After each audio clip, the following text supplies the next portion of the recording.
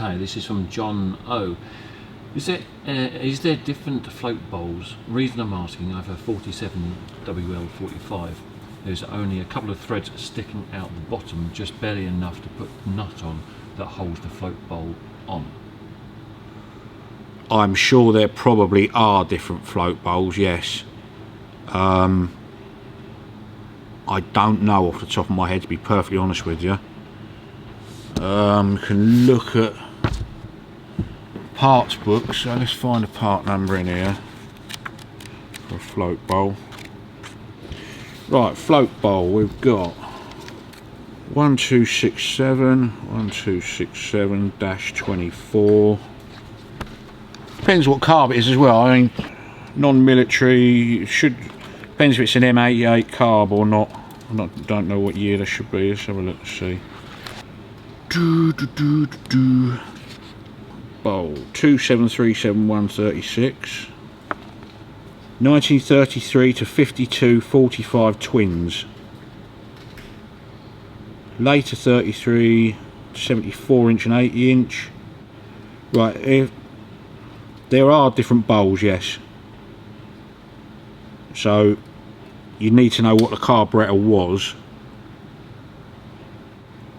So you've got 36, there's different ones for, it tells you what the carbs are, look. 29 to 52, 45 twins. 24 to 48, 70 and 80 inch side valves. 53 to 54 cervicarbs, and the carbs listed are M18, M41, M42, M51, M52. So then that's bowl only, bowl assembly.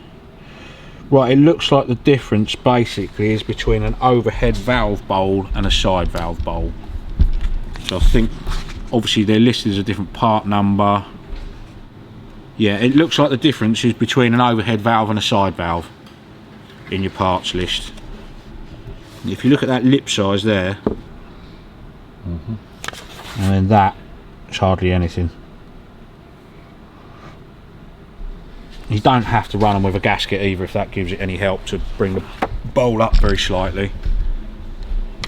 But like I say, it looks like the difference is between overhead valve and side valve. Wayne Gutteridge says, I have a Vauxhall Cresta that also needs new window rubbers and sills. Can I ask where you got yours from, or where you got them made? Oh, on the estate car? I only had the rear estate car rubbers made. Yeah. The rest was all, because the tailgate was just normal, what they call Clayton Wright rubber. That's just a standard thing, you can get that eBay anywhere. It was a silicone extrusion company down in Littlehampton. Okay. That made the rear rubber for the estate car window. Front screen on that one was bonded in. It was one of the very first cars to have a bonded front screen. Door seals, I basically raked them off of another car that we had, an old Viscount, and cleaned them all up and got the best out of the two cars. And the window runner strips, again, it's Woolies trim, they sell it all, eBay, yeah. If it's got a front screen rubber, that'd be a club item, you know, I would have thought. A bit like my ute out there, I just couldn't get a front screen rubber for it, so I had to use the Clayton Wright and cut it and glue it. And oh, okay. But yeah, I mean, Woolies trim do all of your window seal slides and all that sort of stuff. Door rubbers, you probably won't get them from a club because they were all extruded. I managed to scavenge them off of another car and just repair what I could.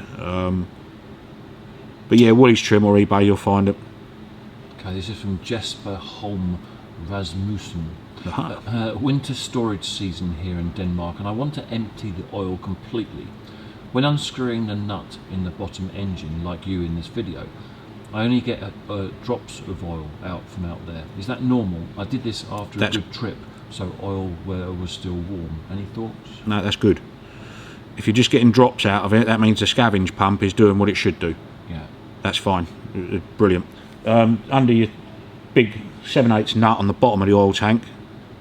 and drain all the oil out of the tank from there. Kick it over a few times, leave the drain plug out with a cloth underneath it, and anything that residual that wants to come down will come out of that hole. Just leave the drain plug out the bottom of the sump, nice bit of cloth underneath it. But no, if you're not holding a load of oil in the bottom, that's a good thing. It means the scavenge pump's returning it back to the tank properly. 186 Scott. Yeah, he must be doing a mini then. So he's struggling to remove the bearing that has the circlip locking it on. I've removed it, but I can't get the bearing to move. What's the best way to get that bearing out? I think he means that the bearing in the bottom of the gearbox casing, it's got a big bearing like that with a circlip in it. I just off the top of my head, I'll have to find it and have a look at the video. Just little bits of pickup where it's been sat, so it can all be cleaned up. God, I'm boring. To drive that gear, when you change gear the other way, that slides that way. Get a bearing puller. That's the best thing you can say, really. So, COVID. How are you feeling after your COVID? All good, all good. Yeah, I was a bit ill for a while. Didn't feel very good, but yeah, I'm okay now. Yeah. Still tired, but yeah, just got a chance to sit on the sofa and do nothing for a couple of weeks. When you're doing some rush repair on the Cadillac Fleetwood. What thickness of steel? This is from Joe Smith. What thickness of steel do you use for this? Basically, you want to measure the thickness of the steel you're cutting out. Yeah. If you can match that, it makes your life a lot easier. Because if you're doing it like when we did the Buick Woody, I ground all the top smooth and then turned it over and ground all the bottom smooth, so you couldn't see where any of the welds were at all. Yeah. So if you get the same thickness of metal, then when you grind it, you've got a nice smooth edge. Yeah. It's normally around about 0.7 of a mil to a millimetre. But so you don't want to start thicker and then so you can grind down? No, you want to do the same thickness of metal if you can. Okay. Just makes everything a lot easier, your welder laying better. Yeah, so basically measure what you've got. Obviously find a good piece of metal, not a rusted out piece of metal that's, you know, lost a load of depth off of it. So get a nice fresh bit of metal that you can cut back to, or even if you drill a hole in it and just put a measure on it. Yeah. Griswold Clark, what tobacco does they smell? I'm not sure we should be doing. Golden Virginia. Oh Jesus, there you go. Jeffrey Fox, I was curious about what oil I should use on my 1949 WL. I heard people using a Valvoline 50 VL1, but is it okay to use detergent oil, or does the oil have to be non-detergent? Two trains of thought. Some people say use the modern best oil you can lay your hands on, blah blah blah blah blah. Other people say no, the old engines, you should run them on the old mineral oil. Yeah. I generally tend to stick to mineral oil. I mean, if you've got a 750 Kawasaki 2012 and you stick mineral oil in it, it will go bang. Yeah. But the old engines, the metals that they were made of absorb oil better. I don't think you'd do any harm putting detergent oil in it so much, but you want to give it the best chance you can. I always stick to mineral on the old engines. Okay. What about mixing? No, don't mix them. No? Don't mix so them. You just use one and stick to that? One or the other, yeah. Ed Pasikas, I'd like to know if there should be 2 gaskets on the carburetor or one. Is there any one made of metallic lead or something? I have seen the original new old stock ones made of perhaps asbestos. Yeah, they were like a pressed asbestos with strands in them. They should only have one gasket, but then sometimes you get a spacer in them. Yeah. So you have to put a gasket either side. I don't know if it shows the spacers in here.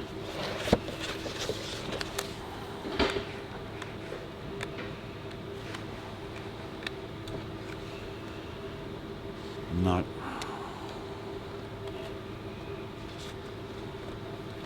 Right. that's overhead valve. Right, depends on the thickness of the gasket. That shows 2 gaskets, you see. So basically that nipple that sticks, see that outset there, that sits inside that. Basically, if the thickness of that gasket, when you do up your 3 bolts, yeah, 1, 2, 3, 1 on the other side, that lip there sits inside that inlet manifold. And when you do that up, if the one gasket isn't thick enough, you have to put 2 on. Yeah. They come in different sizes. You can get fat ones and thin ones, but also as well, sometimes you see a metal spacer in them because these frosted up. So sometimes they have a metal spacer and you have to put a gasket either side of it. Yeah, providing it takes up the slack and you've got some compression on the gasket, it'll be fine. DPS210 says, did Ash take apart the flywheel and connecting rods in this rebuild, or did he deem that assembly good to go without having to take it apart? What I do is I feel the 2 con rods for any play. Yeah. Again, it's not a racing engine, so if it's going donk donk donk up and down, you know it's got to be rebuilt. Yeah. If you haven't got any play in there, you'll always get a tiny bit of sideways, and they should slide sideways, but as long as you haven't got any up and down, I deem that as okay.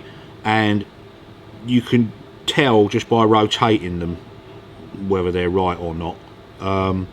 You can put them on 2 V blocks, a balance block.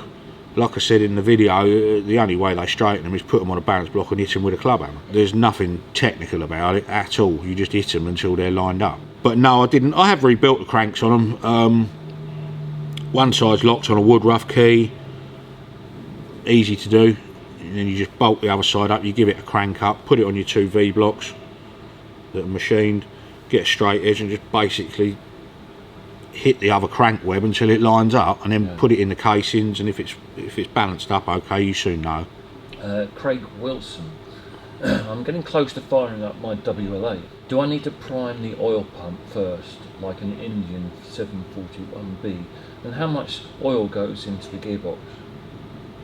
Gearbox, stand the bike upright, take the filler cap out, pour oil in it so you can just see it coming up the swan neck. That's it. Okay. But make sure the bike's upright, don't do it leaning over. Yeah, that's all you need to do for that. And as for priming the oil pump, you can do. I mean, the 741Bs won't suck the oil up on the Indians until you prime, because they have like a 1 thou gasket on the underneath of the pump. It's a big unit that sits on the side, and they're notorious for being a pain in the arse to get the oil up. Yeah. But basically you can take your oil pipe off the top, the big one, and just pour oil in it. You ain't gonna do it any harm. I mean, keep kicking it over, take the plugs out, kick it over for 5 minutes, 10 minutes with the oil tank full up, and that should be more than ample. Yeah, they're not like the Indian. The Indians are renowned for it. I've done a few of them, and they are a pain in the bum to get the oil. You've got literally a 1 thou paper gasket. What I've had to do on them before is take all the gaskets out of the oil pump, fill it up, kick it over till it's getting a return on it, start it up, and take the whole thing apart again and put all the gaskets back in. Jesus. Yeah, they're renowned. It's just one of the quirks of those engines. Yeah. The parts run. What type of media do you use in your blast cabinet to blast your cases with? I don't. I send them somewhere and get them done. Yeah, but it's I think it's water based. It's like a bead, yeah, but it's in water. I used to get them just done with fine shot, but they come back shiny and horrible and don't look right. CCS, the Carburetor cleaning services up in can't think of the name of it. He's always at the motorbike shows anyway, but he does. See what it is, he will clean everything, ultrasonic it, and vapor, what they call vapor blast it as well afterwards, and that doesn't seal it so much. But if you just shot blasted an aluminium engine casing, yeah, and left it on the side, it will just go white again, a verdigris or whatever they call it. It will just corrode again. But I don't know how it works with the vapor blast inside of everything. Once that's done, they just don't corrode up. Okay. Yeah, I don't try and do it myself. I have done in the past with a blast cabinet, and it doesn't look anywhere near as good as it should do. Yeah. You can end up marking the casings because you don't want to pit them at all. But I've done it before and ruined casings, to be honest with you. So I always send them out to Chris. Yeah, CCS, Carburetor Cleaning Services, but he'll do engine blocks for you, anything. David Bowies is saying, what does this kind of job cost in labour going through the gearbox and engine? Yeah, I mean, when I first started doing the gearboxes, definitely it took longer. But the more you do them, the more you get your way around them. But how long would you say it would take to go through a gearbox and an engine? Getting it out and stripping it is a day. Then you've got to assess exactly what's wrong with it. Yeah. But I now know by just you feel your end float. If that's wrong, you've got to get a set of end float washers. Yeah. Fill your gap between the second and third gear. If it's too much, you know you've got to get a set of those washers. They're the only combination washers. There's 2 sets of them, and then the other adjustment is your fingers, but they're just shim washers again.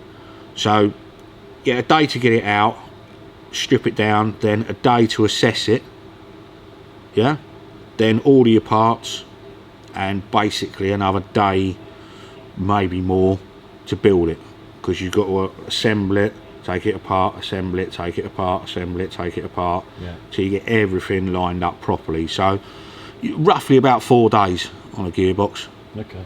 I know it sounds a lot, but that's why all the gearboxes in Harley Davidsons generally are knackered, because nobody wants to do them. Yeah. And getting them right is a finicky job. Time consuming. You know, you might have somebody who does it all day long. I can do one in 2 days. Fair enough. But for me personally, to get it right, because you're talking finite here, it's like 1/1000th of an inch end float that you've got to get right. Yeah. Otherwise it won't work. It will work, but it'll blow itself to pieces. So you've got to get them right. So 4 days on a gearbox. Okay. Engine, again, day to strip it out. You can tell pretty much straight away by taking the cylinder heads or whether the barrels and pistons have had it. Then you assess your crank. Then you've got to assess all your cam bearings. Again, like we said on a previous video, put them in one at a time, make sure nothing's binding, blah blah blah blah blah. So day to strip it, then assess everything, which is probably another half a day. Get your parts, cleaning everything, rebuilding it. You're talking probably 4 days for an engine as well. Yeah. Okay. Yeah, once you've got all the new parts, yeah, about 4 days, maybe a little bit more on an engine, but not a lot. But you can be lucky, you can be unlucky. Of course you can. Yeah, it all depends which way the wind blows, doesn't it? No, I mean, as far as rebuilding it concerned, yeah, you can go back nice and quickly and easily. Yeah. And other times you've got to put valve guides in, you've got new valves, you've got everything, you know.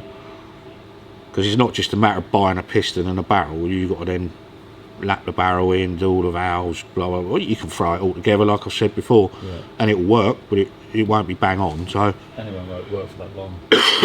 Well, yeah.